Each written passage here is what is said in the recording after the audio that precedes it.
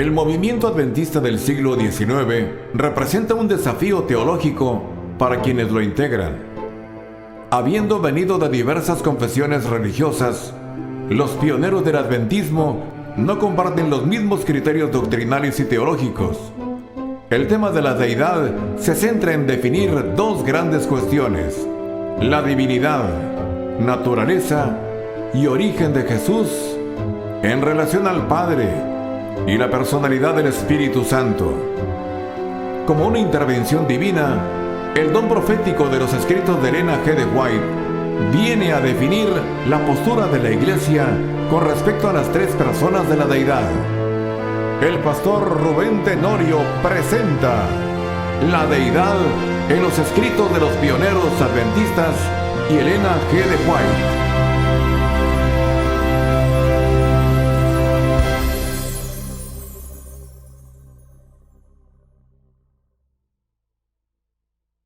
La época de los pioneros adventistas es una época de cambios. Cambios en las prácticas cristianas y cambios en las concepciones que ellos tenían de la doctrina. El interés principal de los pioneros adventistas por la década de 1840, aun cuando provenían de diferentes confesiones religiosas, no era tanto el aspecto doctrinal. ¿Por qué?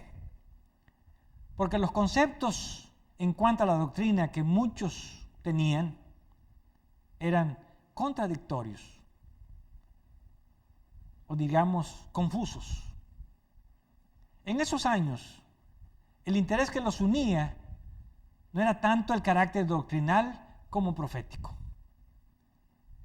El punto principal por el cual ellos habían abandonado sus confesiones religiosas fue el movimiento milerita que proclamaba el retorno inminente de Cristo para ese tiempo. Y como prueba de esto, vamos a ver algunas confesiones religiosas de algunos de los pioneros adventistas. Y veamos cómo ellos provenían de diferentes denominaciones. Por ejemplo, Guillermo Miller era un predicador laico de la Iglesia Bautista. Él se convierte en el caudillo, sin embargo, del movimiento adventista. Sylvester Bliss pertenecía a la Iglesia Congregacionalista en Hartford y él llegó a ser el más hábil de los editores mileritas. Daniel Bourdeau se unió a los 16 años a la Iglesia Bautista. Junto con su hermano atendían un instituto bautista de francés. John Binton, hijo de un pastor de la Iglesia Metodista, fue bautizado a los 17 años y se convirtió en un predicador laico. Carles Fitch, después de terminar sus estudios universitarios, se convirtió en un ministro de la Iglesia Congregacionalista.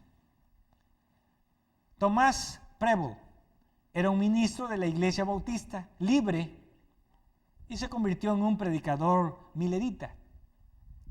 George Storrs se unió a la Iglesia Congregacionalista a los 19 años, pero se convirtió en ministro de la Iglesia Metodista en 1825. Elena G. de White se convirtió a la Iglesia Metodista y fue bautizada en el año de 1842. Jaime White se convirtió y fue bautizado en la Iglesia de la Conexión Cristiana a los 16 años. Como vemos hasta aquí, los pioneros adventistas no provenían de la misma denominación religiosa. Por lo tanto, los conceptos que ellos traían de la deidad eran diversos. El segundo aspecto que vamos a considerar es un análisis de algunos de los escritos de los pioneros con respecto a los conceptos que ellos tenían de la deidad. Y vamos a ver cómo estos escritos reflejan el grado de contradicción y podríamos decir hasta confusión existente entre ellos con relación a esta doctrina. En primer lugar, encontramos que habían diversas concepciones de la deidad entre los pioneros adventistas, y esto es una realidad reconocida.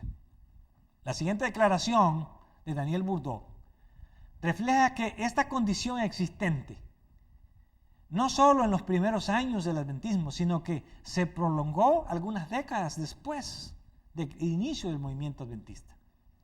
Y dice lo siguiente: aunque pretendemos ser creyentes en un solo Dios y adoradores de Él, he enseñado que hay tantos dioses entre nosotros como concepciones de la deidad. Así que Daniel Bourdeau reconoce que hay muchas concepciones de la deidad entre ellos, aún en 1890. Más de 40 años después del inicio del movimiento adventista. R.F. Cottrell también reconoce la existencia de diversas concepciones trinitarias. Comentando acerca de la Trinidad, él declara: está considerado peligrosa herejía rechazarla, pero a cada persona le es permitido explicarla a su manera. Todos parecen pensar que deben sostenerla, pero cada uno tiene la perfecta libertad de entenderla a su modo y de reconciliar sus contradictorias propuestas. En esta declaración nosotros encontramos que habían muchas formas de entender este tema de la Trinidad, o varias maneras. Ahora, algunas de estas enseñanzas que existían en ese tiempo sobre la deidad reflejan que habían extremos opuestos en esta doctrina de la Trinidad. La siguiente declaración de Cottrell nos dice: los hombres se han ido a extremos opuestos en la discusión de la doctrina de la Trinidad. Unos han hecho a Cristo un simple hombre, comenzando su existencia en su nacimiento en Belén. Los otros no se quedaron satisfechos con lo que claramente las Escrituras revelan de él, el preexistente Hijo de Dios, y lo han hecho el Dios y Padre de él mismo. En otras palabras, esto nos presenta el hecho de que mientras que algunos creían que Jesús era solamente humano, otros creían que Jesús y el Padre eran la misma persona. Waggoner, en una declaración, rechaza lo que algunos llamaban en ese tiempo el trinitarismo.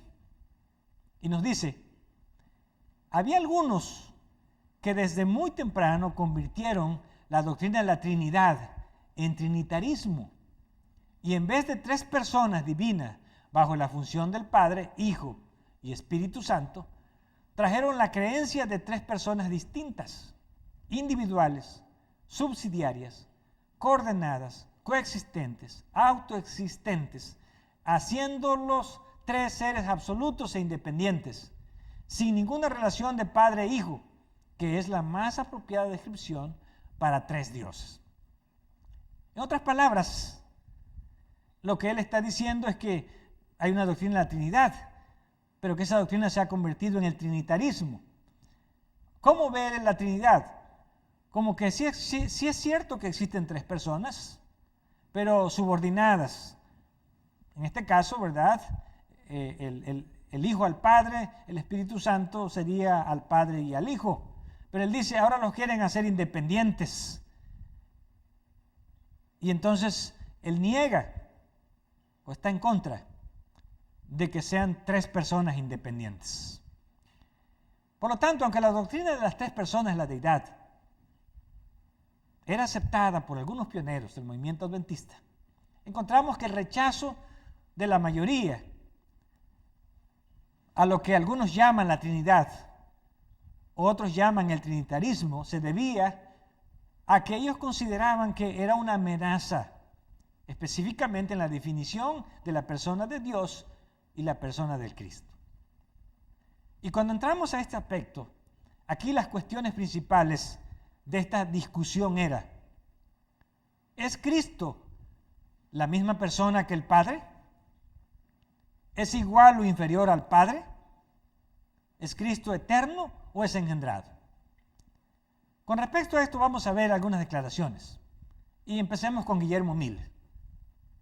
Guillermo Miller, que fue el líder del adventismo, él creía en las tres personas de la deidad. En una declaración encontramos que él dice: creo en un Dios viviente y verdadero y que hay tres personas en la divinidad. Las tres personas del Dios triuno están conectadas. Por otro lado, aunque Guillermo Miller cree en la doctrina de la Trinidad y en tres personas, otros pioneros consideran que esta doctrina es un atentado contra la persona del Padre y contra la persona del Hijo. Y veamos por qué lo considera un atentado. Jaime White presenta el hecho de que esta cuestión de la Trinidad es un asunto que se relaciona específicamente con la persona de Dios y la persona de Jesús.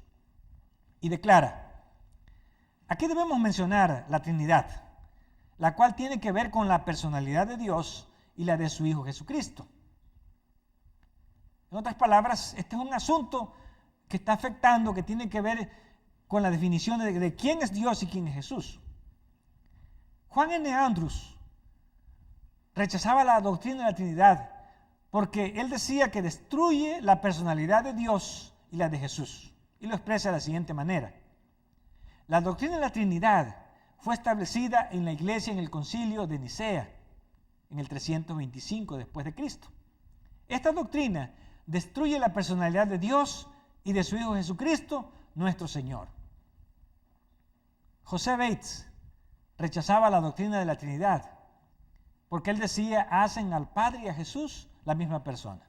Él declara: con respecto a la Trinidad, concluí que era imposible para mí creer que el Señor Jesucristo, el Hijo del Padre, era también el Dios Todopoderoso, uno y el mismo ser.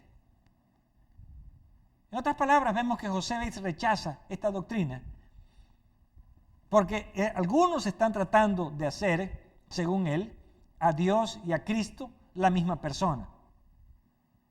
Él declara también esto: sin duda alguna, en mi mente, es debido a sus enseñanzas anteriores y a la creencia en una doctrina llamada la Trinidad. ¿Cómo pretende encontrar errores en su fe mientras usted enseñe esa doctrina que nunca jamás será entendida? Nosotros creemos que Pedro y su maestro colocaron esta pregunta más allá de toda controversia. Y no puedo creer cómo es que Daniel y Juan no le han confirmado completamente que Cristo es el Hijo y Dios es el Padre. ¿Cómo podría Daniel explicar su visión del capítulo 7 si Cristo fuera Dios? Aquí él ve uno como al Hijo del Hombre y allí le fue dado dominio y gloria y un reino por el anciano de días. En otras palabras, notamos que uno de los aspectos por lo cual los pioneros se oponen a esta doctrina, que algunos llaman Trinidad o Trinitarismo, es más bien porque están haciendo del Padre y del Hijo la misma persona. Waggoner rechazaba la doctrina de la Trinidad como la enseñaban, dice él, los trinitarios. En otras palabras, habían varias formas de enseñarse esa doctrina. Y declara: quienes han leído nuestros comentarios sobre la muerte del Hijo de Dios saben que firmemente creemos en la divinidad de Cristo, pero no podemos aceptar la idea de una Trinidad como es sostenida por los trinitarios. Waggoner también niega que las Escrituras hablen de la Trinidad. Y él declara: como anteriormente remarcado, el gran error de los trinitarios es que ellos creen que negando la Trinidad están negando la divinidad de Cristo. Solamente ven dos extremos, entre los cuales está la verdad, y toman cada expresión que se refiere a la preexistencia de Cristo como prueba de la Trinidad. Las Escrituras abundantemente enseñan la preexistencia de Cristo y su divinidad, pero es completamente silenciosa en cuanto a una Trinidad. Aquí vemos un poco más claro el aspecto que ellos están defendiendo. Hasta aquí no figura todavía el Espíritu Santo. Y para algunos, el aspecto de la Trinidad implicaba un problema por la siguiente razón: que ellos consideraban más a Dios y a Cristo como parte de la deidad que a tres personas.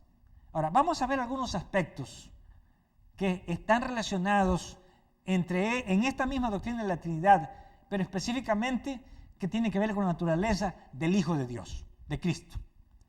Y vamos a abordar con la siguiente pregunta: ¿es el Hijo un ser creado? ¿Qué opinaban los pioneros sobre la naturaleza de Jesús? Y eso tenía que ver si era igual a Dios o no era igual a Dios. Para los pioneros adventistas, definir la naturaleza del Hijo resultó tener muchas complicaciones debido a las discrepancias teológicas de esa época. Algunos proyectaban, por ejemplo, la imagen o la idea de que el Hijo había sido creado por Dios. Otros no lo percibían de esa manera. Sin embargo, arguían que en algún momento vino a la existencia, aunque no por creación de Dios. Tenemos una declaración de J.S. Washburn, donde él dice que el Hijo ha sido engendrado, no creado, engendrado. Y él declara: es verdad que nosotros no podemos medir o definir la divinidad. Está más allá de nuestro finito entendimiento. Pero en este tema de la personalidad de Dios, la Biblia es muy simple y clara. El Padre, el anciano de días, es sin principio, eterno. Jesús fue nacido del Padre. Jesús, hablando por el salmista, dice: Jehová me ha dicho, mi hijo eres tú, yo te he engendrado hoy. El Hijo declara que Él fue engendrado, procreado, nacido de su Padre. Aquí tenemos un concepto que se va a desarrollar entre los pioneros. No es lo mismo ser criado que ser engendrado. Urias Smith, él declara que el Hijo no es criado, pero es engendrado del Padre. Y lo presenta de la siguiente manera: las Escrituras en ninguna parte hablan de Cristo como un ser creado. Por el contrario, claramente declaran que Él fue engendrado del Padre. Pero aunque el Hijo no posea coeterna existencia pasada con el Padre, el comienzo de su existencia como engendrado del Padre es anterior a la obra de la creación. Por eso Él es el creador junto con Dios. Así que aquí se va definiendo el concepto de que no es criado, pero sí es engendrado. ¿En qué momento? Urias Smith dice que el Hijo aparece en algún remoto periodo de la eternidad. Y lo expresa de la siguiente manera: solamente Dios es sin comienzo. En la época más temprana, más antigua, cuando podría ser el comienzo, un periodo tan remoto que para las mentes infinitas es esencialmente la eternidad, apareció el Verbo. Así parece que por un proceso o impulso divino, no por creación, solo conocido por el omnisciente y solamente posible al omnipotente, el Hijo de Dios apareció. Así que aquí se trata de definir el hecho de que Cristo no es criado, pero es concebido. ¿Qué quiere decir que es concebido? Ellos explican: bueno, apareció en algún momento, pero no fue criado, y ellos propusieron que era por un impulso divino, pero que no se podía explicar. Así que el tema de la Trinidad, hasta aquí vemos que está relacionado más con la persona del Padre y del Hijo, que tiene que ver con la naturaleza de Jesús. ¿Es Jesús igual al Padre o no es? ¿Es creado o es engendrado? ¿Es eterno o no es eterno? Que tiene que ver también con el hecho de que si Jesús y el Padre son la misma persona, si son dos personas distintas. Y tiene que ver con el hecho de que si hay tres personas o solamente hay dos personas en la deidad. Pero ¿qué en cuanto al Espíritu Santo?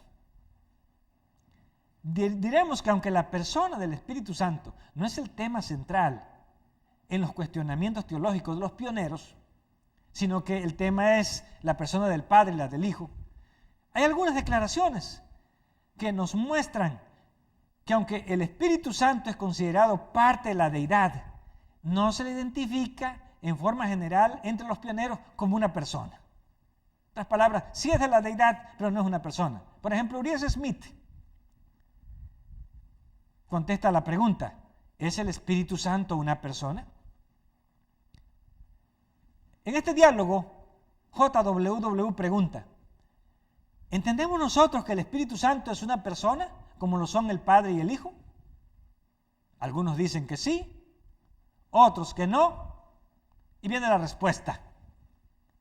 El término Espíritu Santo, Hagion Pneuma, es el Espíritu de Dios y el Espíritu de Cristo, siendo el mismo Espíritu, aunque sea referido como perteneciendo a Dios y a Cristo. Pero con respecto a este Espíritu, la Biblia usa expresiones que no pueden ser armonizadas con la idea de que es una persona como el Padre y el Hijo.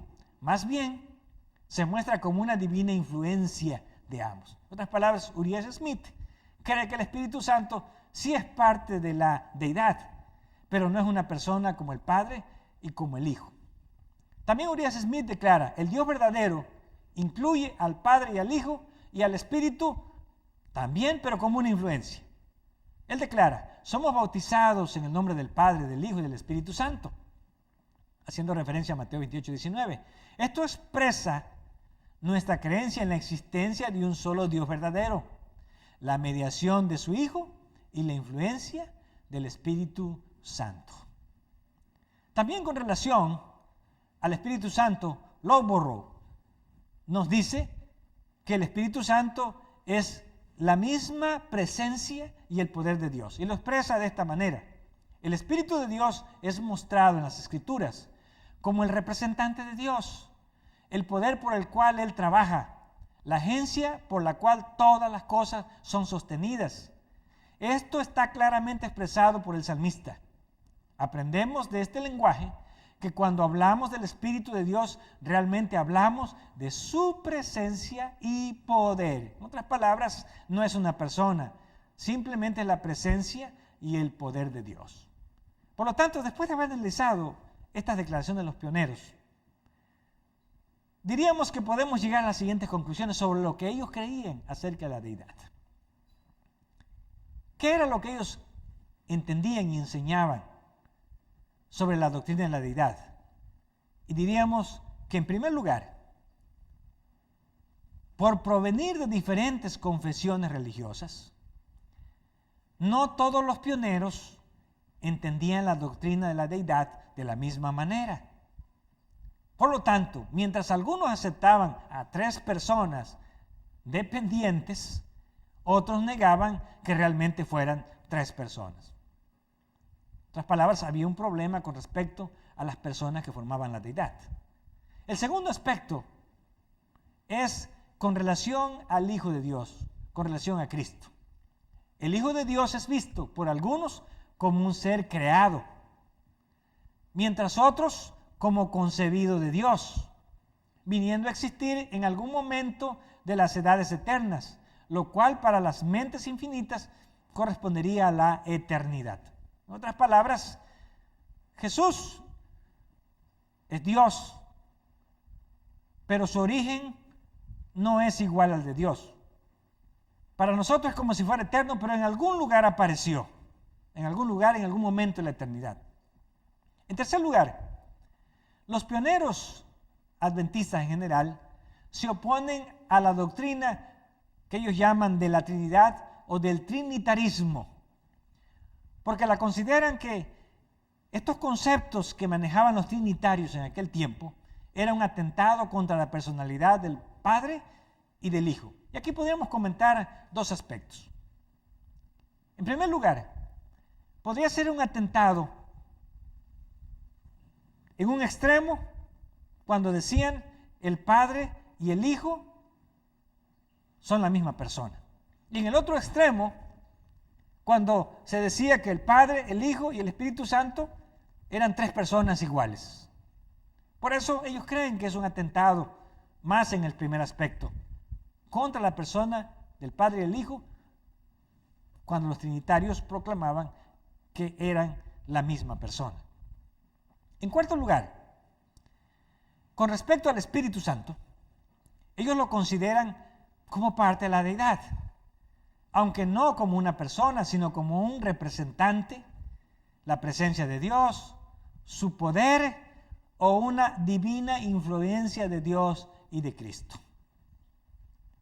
En otras palabras, para varios de ellos el Espíritu Santo es parte de la deidad, pero no es una persona de la deidad. Por lo tanto, en vista de todos estos conceptos distintos y que muchas veces resultaban contradictorios entre los pioneros, diríamos que los pioneros reconocen, aún por la década de los 90, que existe entre ellos diversas maneras de entender y enseñar la doctrina de la deidad. En otras palabras, todavía no estaban de acuerdo exactamente. Y ante esta situación viene la siguiente pregunta. Siendo que en esta época de la iglesia, Elena G. de White escribe ya abundantemente acerca de la deidad, muchos se preguntan, ¿los escritos de Elena G. de White sostienen los mismos conceptos que los pioneros tenían acerca de la deidad? Hay algunas personas que tratan de demostrar, o que pretenden demostrar, que Elena G. de White está defendiendo estos mismos conceptos que ya hemos visto de los pioneros con respecto a las enseñanzas de la doctrina de la deidad. Pero para poder ver si Elena G. de White estaba a favor o en contra de estas enseñanzas, tal y como los pioneros las concebían, y como ya hemos dicho, no todos tenían el mismo concepto de Dios, vamos a analizar las declaraciones que Elena G. de White tiene en torno al Padre, al Hijo y al Espíritu Santo, y sus enseñanzas acerca de la deidad. Y por eso, en esta parte vamos a analizar el tema de la deidad, ya no en los pioneros, sino en los escritos de Elena G. de White. Y podríamos partir de la siguiente premisa. ¿Creía Elena G. de White en tres personas como formando la deidad, o en dos personas como la mayoría de los pioneros creían que solo era el Padre y el Hijo? Y vamos a ver la declaración que habla acerca de los tres poderes del cielo. Y ella dice, debemos de cooperar con los poderes más elevados del cielo, el Padre, el Hijo y el Espíritu Santo. Y estos poderes trabajarán mediante nosotros, convirtiéndonos en obreros juntamente con Dios. En esta cita, Elena de White reconoce por lo menos a tres poderes que hay en el cielo: el Padre, el Hijo y el Espíritu Santo. Ahora, ¿quiénes son estos poderes? Ella los identifica como los eternos dignatarios celestiales y los declara así: los eternos dignatarios celestiales, Dios, Cristo y el Espíritu Santo, armando a los discípulos con algo más que una mera energía mortal, avanzaron con ellos para llevar a cabo la obra y convencer de pecado al mundo. En esta declaración, Elena de White los pone como obrando juntos, haciendo una obra conjunta. Pero acá viene la pregunta: ¿las considera ella tres personas o no?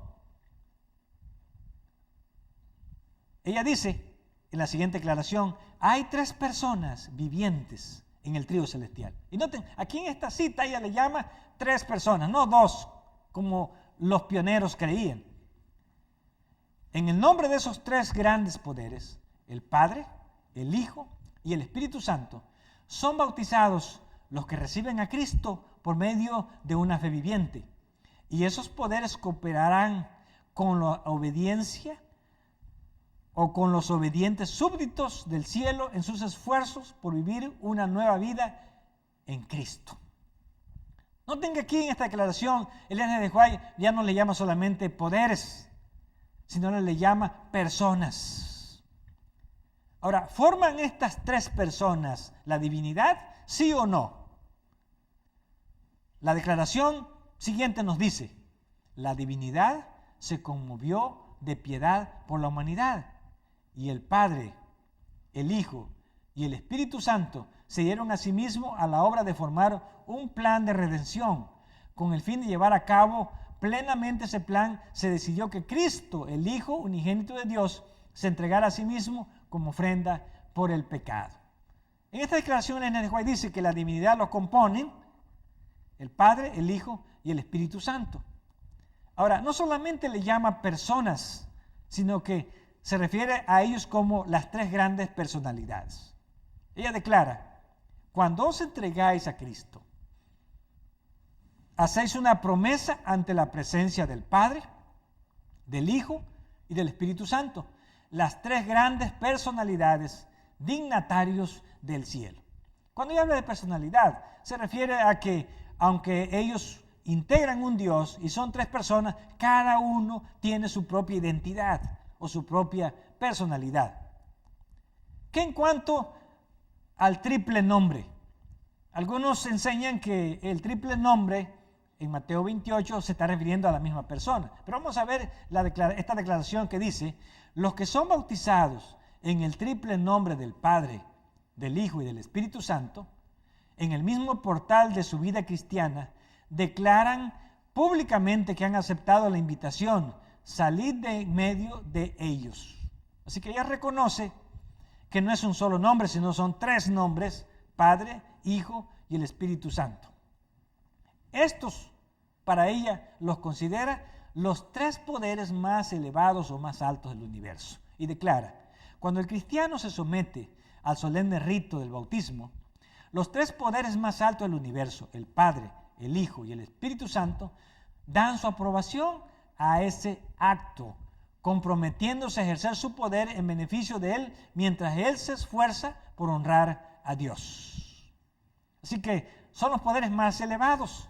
También los declara que son los poderes infinitos y omnisapientes. Y dice: los que reciben la impronta de Dios por el bautismo, presten atención a estas palabras, recordando que Dios ha puesto su firma sobre ellos, declarando que son sus hijos y sus hijas.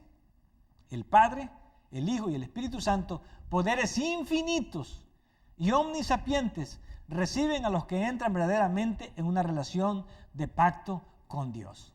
Notan, para ella, el Padre y el Hijo y el Espíritu Santo tienen los mismos atributos divinos. Y ahora vamos a ver, cuando ella habla separadamente acerca de cada uno de ellos, ¿qué es lo que dice de cada persona de la deidad? Y empezamos con el Padre. Ella declara: no podemos descubrir a Dios mediante el escudriñamiento, pero Él se ha revelado en su Hijo, que es el resplandor de la gloria del Padre y la expresa imagen de su persona. En otras palabras, el Padre se da a conocer expresamente a través de Jesús. ¿Tiene el Padre personalidad? Leamos la siguiente declaración. Acerca de Dios y de su personalidad, el Señor Jesús dijo: ¿tanto tiempo hace que estoy con vosotros y no me has conocido, Felipe? El que me ha visto a mí, ha visto al Padre. Cristo era la misma imagen de la persona del Padre. Así que no era la misma persona, dice, era la imagen. En otras palabras, Jesús representa perfectamente al Padre. También habla de la individualidad de Dios, del Padre.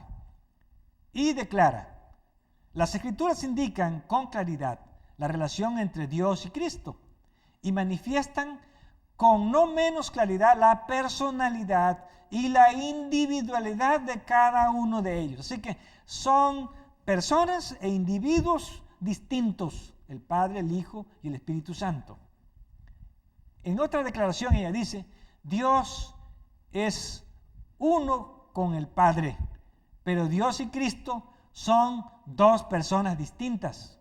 Pero la unidad que existe entre Cristo y sus seguidores no destruye la personalidad de uno ni de los otros. En otras palabras, no nos confundamos. Cristo tiene su personalidad, el Padre tiene su personalidad, son dos personas distintas. Ahora pasemos a la segunda persona de la deidad, el Hijo. ¿Qué es lo que ella declara acerca de Jesús? ¿Tiene personalidad? Ella dice: el Señor Jesucristo, el unigénito Hijo del Padre, es verdaderamente Dios en infinitud, aunque no en personalidad. En otras palabras, es tan infinito como Dios, pero no tiene la misma personalidad de Dios, es una persona distinta. Y entonces declara, el Hijo es una persona distinta al Padre, con las siguientes palabras. El Señor Jesucristo, el divino Hijo de Dios, existió desde la eternidad como una persona distinta y sin embargo uno con el Padre, era la gloria máxima del cielo. Aquí tenemos una declaración que iría en contra de algunas declaraciones de los pioneros. Él dice, Jesús siempre ha existido, ¿desde cuándo? Desde la eternidad. Y noten que en esta declaración habla de su preexistencia desde las edades eternas. Y declara, Cristo es el Hijo de Dios, preexistente y existente por sí mismo. Al hablar de esta preexistencia, Cristo hace retroceder la mente hacia las edades sin fin. Nos asegura que nunca hubo un tiempo cuando Él no haya estado en estrecha relación con el Dios eterno. Noten que esta declaración estaría en contra de lo que enseñaron los pioneros, porque ellos decían que Jesús sí había sido engendrado en algún momento. Ella dice, no hay ningún momento. Además, a Jesús siempre ha sido preexistente por sí mismo. No que el Padre lo engendró como un ser divino, sino que Jesús tuvo su propia preexistencia y desde la eternidad siempre ha existido. No hay ningún momento. Así que esta sí tenía en contra de algunas declaraciones de los pioneros. También declara que Jesús era igual a Dios, infinito y omnipotente.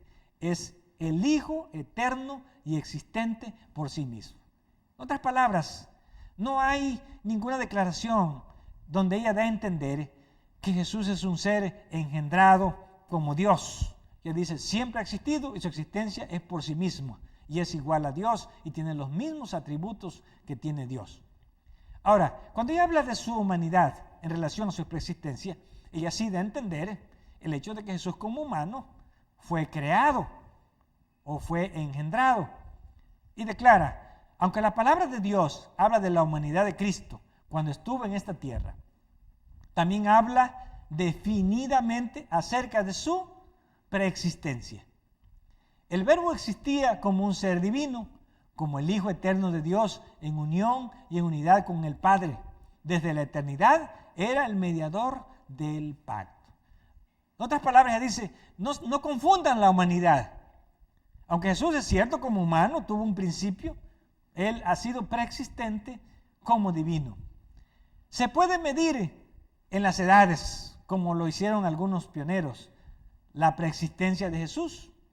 Ella dice, Cristo les muestra que aunque ellos podían calcular que su vida tenía menos de 50 años, sin embargo su vida divina no podía ser calculada por cómputos humanos. La existencia de Cristo antes de su encarnación no se mide con números. En otras palabras, es eterno. No hay forma de medirlo. Ahora, ella presenta el hecho también de que Jesús era uno con Dios en naturaleza, en carácter y propósitos, no en persona. Y dice, Cristo, el Verbo, el unigénito de Dios, era uno solo con el Padre eterno, uno solo en naturaleza, en carácter y propósitos. Era el único ser que podía penetrar en todos los designios y fines de Dios. Aquí ella define también el concepto de uno. Uno no es la misma persona, sino es uno en naturaleza, uno en carácter, uno en propósitos, pero distintas personas. Ahora, ¿es Cristo Dios en el sentido más elevado? Ella declara, Cristo era el Dios esencialmente y en el más elevado sentido. La preexistencia de Jesús, su existencia, ella lo pone siempre hacia la eternidad. Y en la siguiente declaración nos dice, el Señor Jesucristo, el divino Hijo de Dios, existió desde la eternidad, como una persona distinta y sin embargo uno con el Padre. Era la gloria máxima del cielo, el comandante de los seres celestiales, y recibía el homenaje de adoración de los ángeles por derecho propio. En otras palabras, él tenía el derecho de demandar la adoración porque era uno con el Padre desde la eternidad. Además, ¿tiene Jesús la plenitud de Dios? Ella declara, esa plenitud se halla en Jesucristo, el Hijo del Dios eterno, porque plugo al Padre que la plenitud de todo residiese en Él, porque en Él habita toda la plenitud de la divinidad corporalmente. No hay dudas. Para el N.G. de White, Cristo es eterno como el Padre. Cristo tiene la plenitud de la divinidad como el Padre. Cristo es una persona como el Padre. Cristo tiene preexistencia propia. Cristo es Dios en el más alto sentido, lo cual iría en contra de lo que muchos pioneros habían declarado. Y vamos finalmente con el Espíritu Santo. Un aspecto que para muchos pioneros adventistas era que el Espíritu Santo no era una persona, era parte de la deidad, pero no una persona, sino una influencia. Ella le llama claramente la tercera persona de la divinidad. Y en la siguiente declaración dice: el mal se había estado acumulando durante siglos y solamente podría ser refrenado y resistido por el potente poder del Espíritu Santo, la tercera persona de la divinidad, quien vendría no con energía limitada, sino con la plenitud del poder divino. En esta declaración ella dice, era la tercera persona con toda la plenitud de la deidad. Nuevamente, ella le llama a la tercera persona de la deidad o de la divinidad en la siguiente declaración. El príncipe del poder del mal puede ser mantenido en jaque únicamente por el poder de Dios en la tercera persona de la divinidad, el Espíritu Santo. Así que decir que el N.G. de White sostenía el mismo concepto de los pioneros sobre el Espíritu Santo es exactamente una contradicción. ¿Por qué? Porque el N.G. de White en estas declaraciones da a entender que ella sí creía, a diferencia de los pioneros, que el Espíritu Santo era una persona. También le llama el representante de Jesús, y no como algunos dicen que era el mismo Jesús. La siguiente declaración dice, pero por la fe habían de mirar al santuario celestial, donde Jesús ministraba por ellos. Debían abrir su corazón al Espíritu Santo, su representante, y regocijarse en la luz de su presencia. Así que no es Jesús, es su representante. Cuando un personaje importante manda a un representante, no es que su persona, va en nombre de su persona. También ella dice que el Espíritu Santo tiene toda la plenitud del poder divino. Y declara, el pecado podía ser resistido y vencido únicamente por la poderosa intervención de la tercera persona de la divinidad, que iba a venir no con energía modificada, sino en la plenitud del poder divino. Por lo tanto, ella trata de mostrar que es importante comprender para nosotros que el Espíritu Santo es una persona. Y lo declara de la siguiente manera, necesitamos comprender que el Espíritu Santo, que es una persona, así como Dios es persona, anda en estos terrenos. Y otra declaración, ella nos dice, el Espíritu Santo es una persona porque testifica en nuestros espíritus que somos hijos de Dios. Cuando se da este testimonio, lleva consigo su propia evidencia. En estas ocasiones creemos y estamos seguros de que somos los hijos de Dios. También menciona que el Espíritu Santo tiene una personalidad, al igual que Dios y que Cristo. El Espíritu Santo tiene una personalidad. De lo contrario, no podría dar testimonio a nuestros espíritus y con nuestros espíritus de que somos hijos de Dios. Debe ser una persona divina. Además, porque en caso contrario no podría escudriñar los secretos que están ocultos en la mente de Dios. Ahora, ella contesta la pregunta, ¿es el Espíritu Santo Cristo o vino a ocupar el lugar de Cristo? Ella declara, Cristo afirmó que después de su ascensión enviaría a su iglesia su don mayor, el Consolador, que iba a ocupar su lugar. El Consolador es el Espíritu Santo. Ahora, ¿estaba ya en el mundo el Espíritu Santo antes que fuese enviado por Cristo? Ella lo explica de la siguiente manera. Antes de esto, el Espíritu había estado en el mundo. Desde el mismo principio de la obra de redención había estado moviendo los corazones humanos.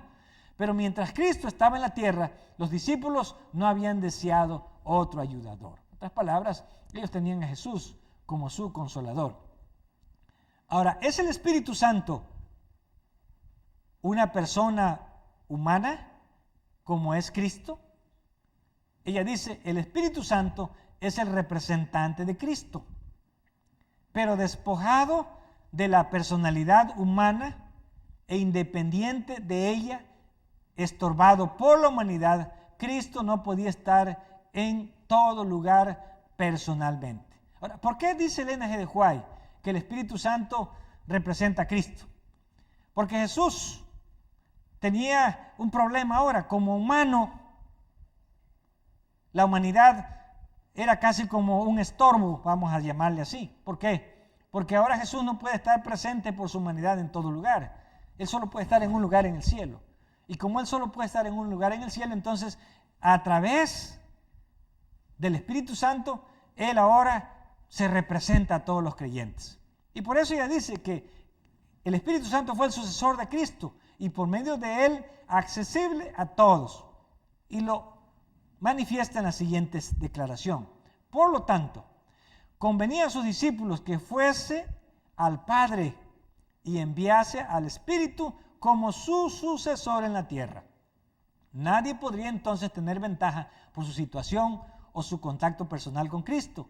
Por el Espíritu, el Salvador sería accesible a todos. ¿Qué quiere decir? Jesús no puede estar presente Él mismo porque Él estaba limitado por la humanidad, pero Él puede estar a través de su Espíritu Santo con todas las personas.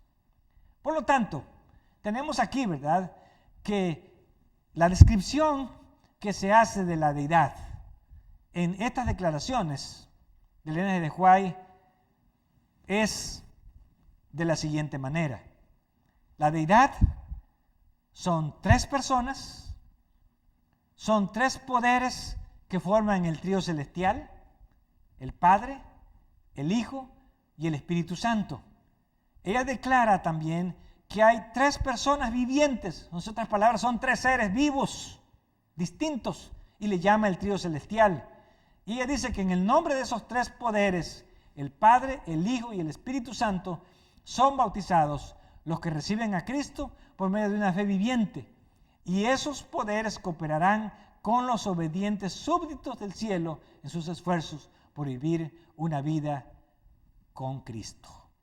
En conclusión, contestamos, ¿creía Elena G. de White, escribió Elena G. de White o defendió los conceptos que los pioneros adventistas habían traído de sus diferentes denominaciones y que presentaban una idea distorsionada de la deidad? Diremos lo siguiente: los escritos de Elena G. de White concernientes al tema de la deidad revelan las siguientes conclusiones con respecto a su posición de ella y con respecto a la posición de los pioneros. Número 1. Elena G. de White comparte en parte el concepto que los pioneros tenían de la deidad de la siguiente manera. Reconoce que el Padre, el Hijo y el Espíritu Santo integran la divinidad. Los pioneros también reconocían eso. Sin embargo, de una manera contraria a los pioneros, ella señala expresamente que el Espíritu Santo es una persona. Los pioneros no creían. Ella dice el Espíritu Santo es una persona. En segundo lugar, Elena G. de White reconoce que la naturaleza de Jesús es divina, igual que los pioneros. Pero de una manera contraria a los pioneros, ella señala que Jesús nunca en las edades eternas tuvo un principio. Los pioneros decían que sí. En tercer lugar, ella enseña que aunque Jesús es presentado como subordinándose a Dios, contrariamente a lo que muchos pioneros enseñaban, Jesús es igual al Padre en naturaleza, en propósito, en poder y en divinidad. Así que el hecho de que Jesús se subordine al Padre, de que el Espíritu Santo se subordine al Hijo o al Padre, no significa que son menos. Simplemente es parte de una obra conjunta que ellos hacen, donde ellos cooperan y pueden someterse a la voluntad uno del otro, sin perder su divinidad, su deidad o su personalidad. En cuarto lugar, Elena G. de White afirma que el Espíritu Santo es el representante de Cristo, pero después de su ascensión. Sin embargo, ella niega que sea únicamente una influencia o que sea el mismo Cristo transformado en el Espíritu Santo. Por lo tanto, el Espíritu Santo, ella dice, es una persona diferente al Padre, diferente al Hijo, con su propia individualidad y plenamente Dios, al igual que Cristo y el Padre. En otras palabras, el Espíritu Santo es una persona y es Dios en toda su plenitud.